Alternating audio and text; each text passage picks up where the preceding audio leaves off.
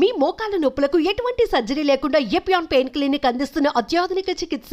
Non vegetarian diet, vegetarian diet, fatty liver కి సంబంధించి మీరు ఎలా కంపేర్ చేస్తారండి? ఫ్యాటీ లివర్ డెఫినెట్ గా vegetarian diet is superior fatty liver కి. బట్ అగైన్ వెజిటేరియన్ డైట్ లో ఇఫ్ యూ టేక్ కార్బోహైడ్రేట్స్ అనుకోండి, ఇడ్లీ ఇటువంటి simple carbohydrates they can also produce fatty liver very fast. అదే విధంగా ఇప్పుడు మనము రిచ్ కార్బోహైడ్రేట్స్ రైస్ అనుకోండి, plain white polished rice, that also high carbohydrate which is high glycemic index అంటాం, that also causes fatty liver. Whereas millets చాలా తక్కువ chance of millets producing fatty liver. Non vegetarian లో certain thing, for example fish అనుకోండి, అదే egg అనుకోండి, these are less associated with fatty liver. To some extent chicken, but red meat again we do against it. So non-vegetarian manchidi kaadu, vegetarian manchidi kaadu. Depends on the item. Inkoti egg lo kuda people ki wrong concept. Egg white అయితే తింటున్నామండి, yolk అది తప్పదు. ఎందుకంటే egg yolk లో two important components are there. One is called choline. Choline అనే substance. Choline అనేది prevents fatty liver.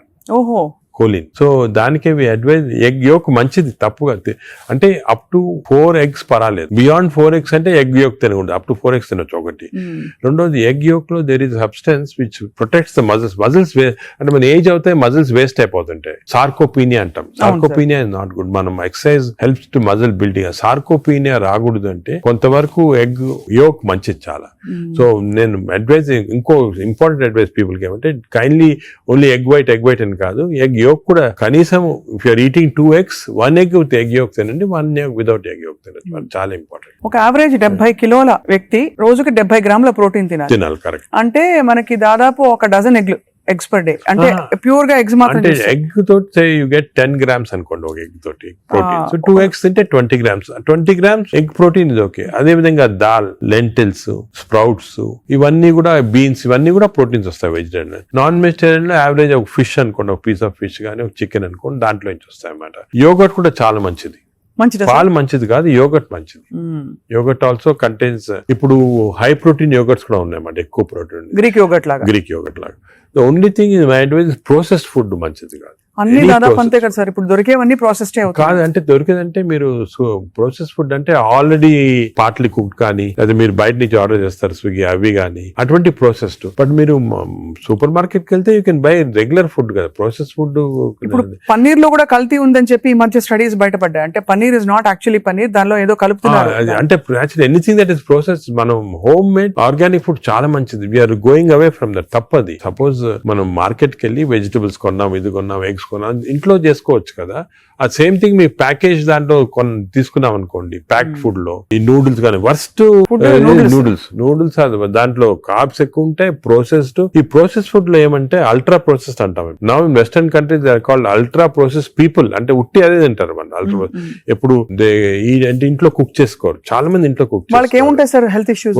So ultra process food వల్ల ఏమొస్తుందంటే, in addition to that high carbs, high sodium ఎక్కువ ఉంటుంది అల్ట్రా ప్రాసెస్ ఫుడ్ లో. So BP అది. Second important thing ultra preservatives, అదే విధంగా కలరింగ్ ఏజెంట్స్ ఇవన్నీ ఉంటాయి. దీని వల్ల ఏమవుతుందంటే ఫుడ్ టేస్ట్ బాగుంటుంది చాలా.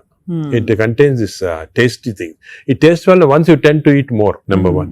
Number 2, ఈ ప్రాసెస్ ఫుడ్ వల్ల గట్ మైక్రోబయామ్ అన్ని చెడిపోయి బ్యాడ్ మైక్రోబయామ్ వచ్చి అది లివర్ కి ఎఫెక్ట్ అవుతుంది. ఈ మైక్రోబయామ్, ఇంకో విషయము, microbiome produces alcohol in the intestines. Bad microbiome మనం డ్రింక్ చేయాల్సిన అవసరం లేదు. ఈ బ్యాడ్ మైక్రోబయామ్ మనం కాన్స్టెంట్ గా ఆల్కహాల్ ప్రొడ్యూస్ చేసి ఆ ఆల్కహాల్ డైరెక్ట్ గా లివర్ కి వెళ్ళిపోతుంది.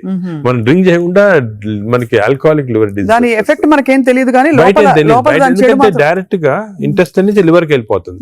లివర్ ని స్మాల్ క్వాంటిటీ 10 ml వచ్చినా కూడా లివర్ డ్యామేజ్ అవుతా ఉంటుంది కదా. ఈ ప్రాసెస్ ఫుడ్ వల్ల అది ప్రాబ్లం. సో ప్రాసెస్ ఫుడ్స్ అయితే ఇంకా కామన్ గా ఐఎమ్ టోటలీ అగైన్స్. ఇన్ఫాక్ట్ మనం పిల్లలకి అన్ఫార్చునేట్లీ అలవాటు అయిపోతుంది. కుకీస్, నూడిల్స్, బర్గర్స్, ఇవన్నీ కూడా అలవాటు అయిపోయి, చిప్స్.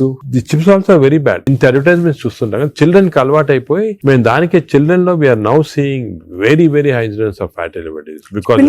పిల్లల్లో 20-30%, 40% ఎఫెక్టెడ్ చిల్డ్రన్ లో ఫ్యాటీ లివర్ డిసీజ్ వస్తుంది. అక్కడి నుంచే స్టార్ట్ అయిపోతా ఉంది. It is going to become more and more danger. సొసైటీకి స్కూల్స్ లో కూడా అవేర్నెస్ ప్రోగ్రామ్స్ పెట్టాలి. స్కూల్స్ ఎగ్జాక్ట్లీ మీరు చెప్పిన, నేను I'm making a plea, government కానీ స్కూల్స్ లో అవేర్నెస్ ప్రోగ్రామ్. మనకి అంతా కూడా మన food habits has to come from school stage. Schools లోనే వీళ్ళకి ఈ టీచింగ్ పెడితే children are very intelligent, they will observe what we say. వాళ్ళకి చెప్పండి ఇది మంచిది కాదు. బట్ స్కూల్ క్యాంటీనే, స్కూల్ పక్కన ఉన్నదే ఫాస్ట్ ఫుడ్స్ అమ్ముతా ఉంటే ఇంకా అదేం చేస్తాం వాళ్ళు natural. So that is wrong. We should ban fast foods in schools and school surroundings compulsory. This is the most dangerous thing. మనకి ఎపిడమిక్ అయిపోతుంది. We're not realising it's going to become very dangerous. చిన్నప్పటి నుంచే మనం healthy eating habits inculcate చేయాలి. చాలా important. Sir ఒకసారి gut health బాగా దెబ్బతినేసింది ఫర్ వేరియస్ రీజన్స్, బయట తిని లేకపోతే స్ట్రెస్ఫుల్ హ్యాబిట్స్ వల్ల, దాన్ని కరెక్ట్ చేయాలంటే ఎక్కడి నుంచి స్టార్ట్ చేయాలి? మనం ఇప్పుడు suppose somebody even 60 years 70 years లో కూడా మనం గట్ హెల్త్ రిస్టోర్ చేసుకోవచ్చు. ఎలా రిస్టోర్ చేయాలి సార్? ఏం చేయాలి? అదే ఫస్ట్ ఏమో food, it has to be organic food correct గా. అంటే అనేది ఏమంటే ఈ ఫాస్ట్ ఫుడ్స్, ప్రాసెస్ ఫుడ్స్ అన్ని ఆపే సింపుల్ ఫుడ్ మన ఇంట్లో, for example millets, fresh vegetables, దాని తర్వాత certain types of fruits. Fruits లో కూడా బెర్రీస్ అనుకోండి, 3 B's అని ఉన్నాయమ్మా. బెర్రీస్ ఒకటి, వెజిటేరియన్ లో బ్రోకలీ ఒకటి, బీట్రూట్ ఒకటి. 3 B's are very important. Berries daily ఒక కప్ ఆఫ్ బెర్రీస్ తింటే that itself will restore health.